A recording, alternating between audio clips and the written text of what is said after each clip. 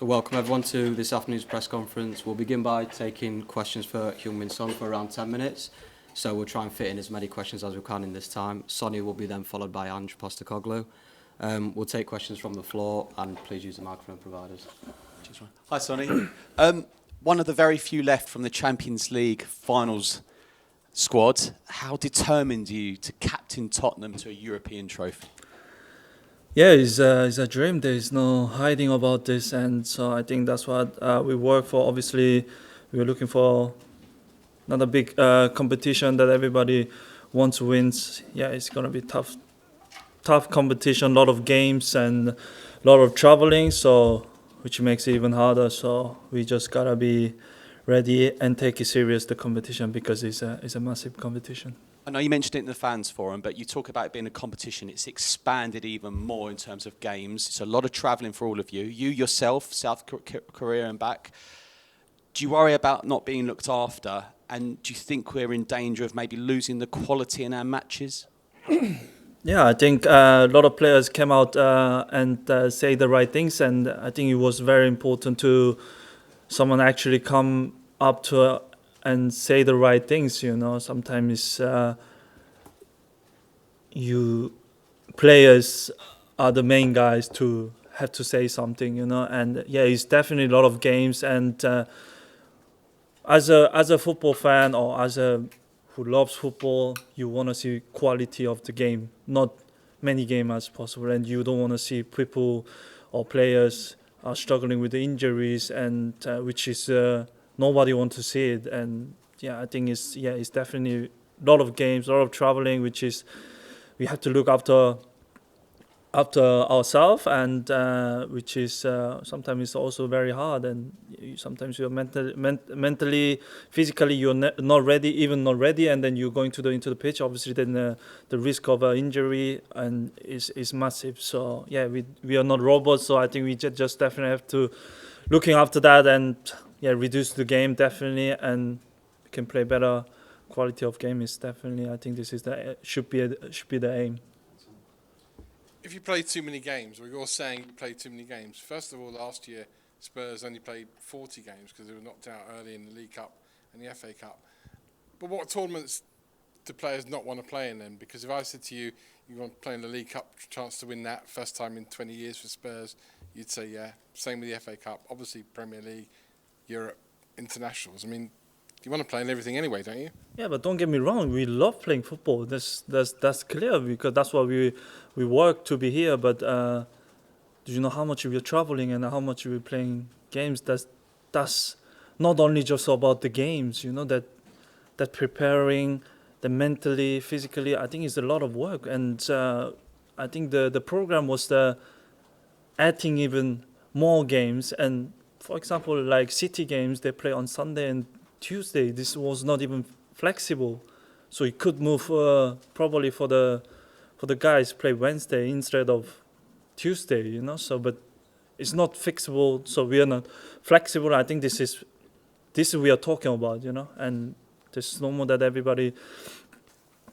get injury and high risk of the injury. I think it's not fair, I would say. And also I think Rodri would say the right things. We play maybe 50, 60 games and not more than 70 games, you know. I think this is not fair. So if there are more games, and this is a personal question, I'll tell you that, it's a personal question.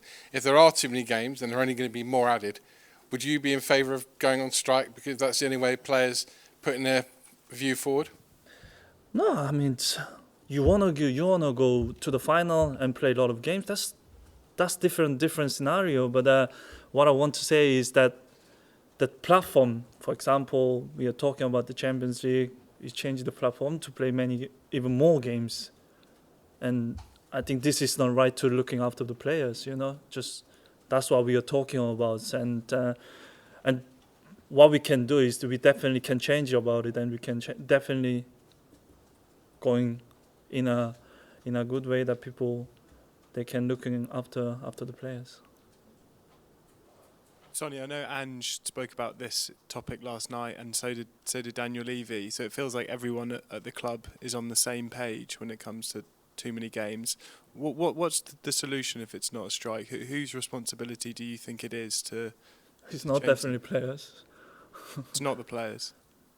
Not the players. Players just when the fixtures comes, the player has to play. Players have to be on the pitch, and I mean, there's a lot of going on, you know. And I mean, UEFA, FA, and also international football, FIFAs, and everybody has to taking about this really seriously. And I think it's not just not random, just like only few players came out. Yeah, it's way too many games. What we want to see, as I said before, I think what we want to see is the quality of the game.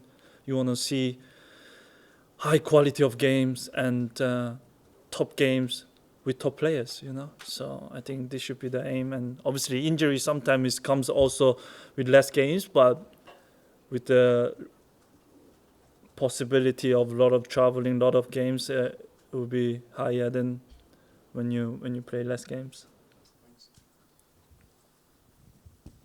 Hi, Sonny. You're a legend of this club. You've been here for a long, long time, but we believe that you have, at the moment, your contract is up at the end of the season. We think you've got an option for another year. Can you clarify what the situation is? Have you been signing a new contract, or has it been triggered already? Yeah, we haven't talked anything yet. So I think I say in fan forum, it was very clear for me. It's just like I'm very focused for this season. At this age, is every second is like a goal, you know. So for especially this season, we are in a lot of competition. Feels like I'm taking even more care about this, and just I say, I think I'm just fully focused on this situation, and this year just want to win something that everybody in this club and these players and all around that deserves, and that's what I'm working for. And in the end future, you never know what's gonna happen, but yeah, I will make sure that I give everything for this club, because it's been almost 10 years that I give everything. So yeah, we'll see what happens. So I still have a contract with the club, which is mainly very important thing, and then just want to give everything what I have until my contract. And just, you mentioned 10 years at the club. You're now the captain. You're one of the older players. There's a lot of younger players, you know, teenagers that have come in now. Just wondered, what's the difference compared to when you were their age with the younger players of today? I think when you're a younger player, when you are young, you don't realize how massively that takes that responsibility. But you know, when you're like mainly oldest player, when you're on the squad, and then you see the young lads, and you just want to help them. You know that what does mean in the Premier League or in the playing in these big clubs, and it changes so much, you know, in 10 years time, you know. So yeah, I just want to be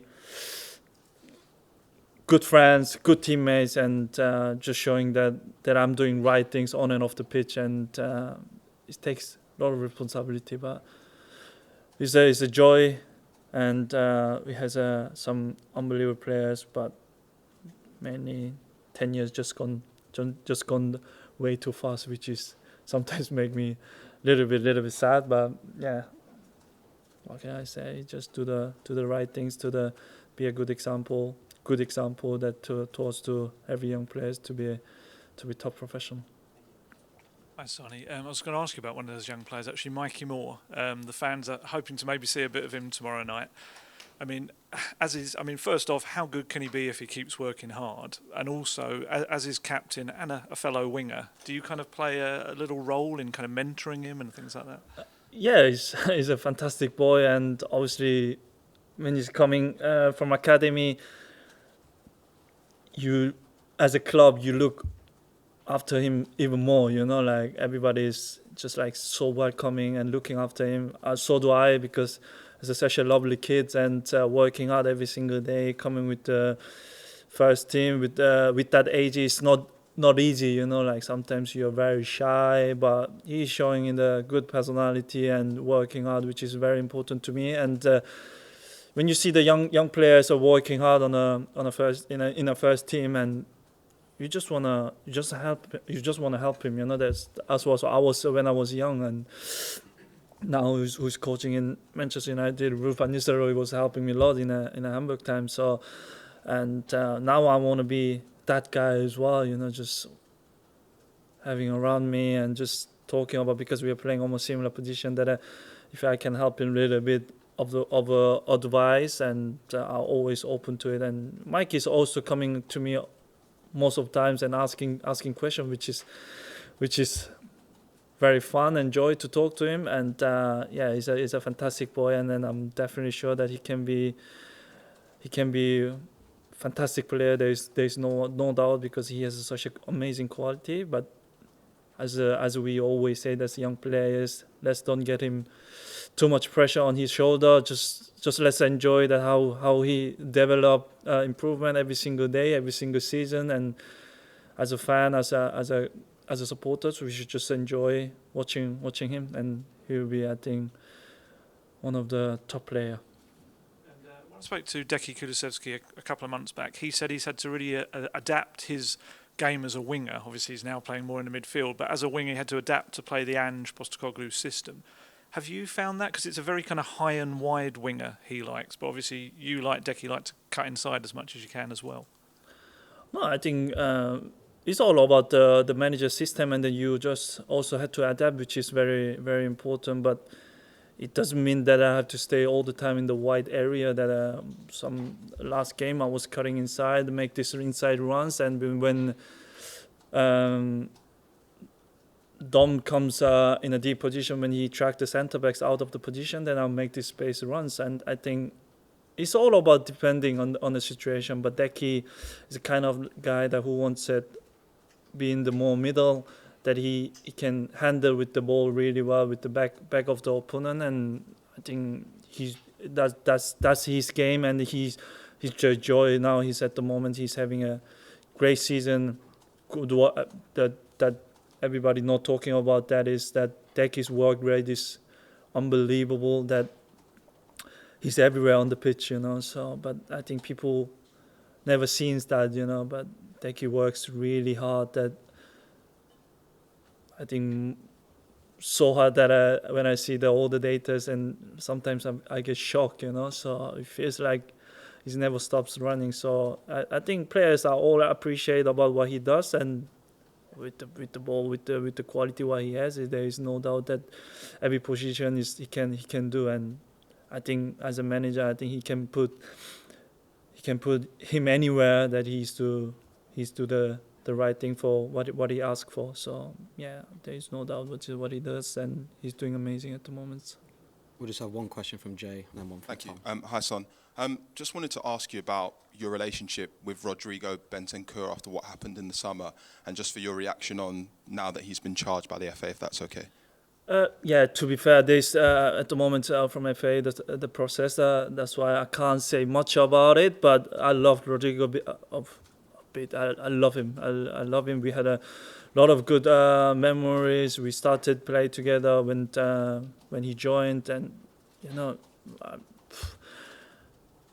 he knew he apologized straight afterwards. You know, when we had a holiday.